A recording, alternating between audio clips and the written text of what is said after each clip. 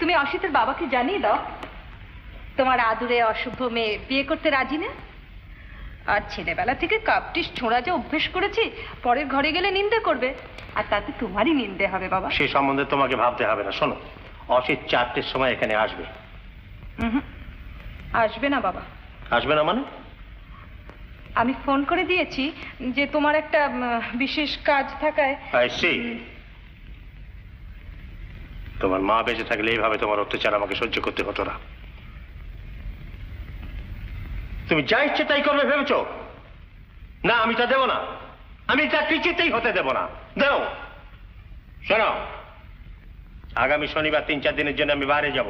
তুমি আমার সঙ্গে যাবে, মনে থাকে জানো। যদি বাইরে যাবার দরকার থাকে রামদিনকে বলে যাচ্ছি, সে গাড়ি ঠিক করে দেবে। গাড়ির আমার দরকার নেই, আমি পায়ে হেঁটেই যাবো।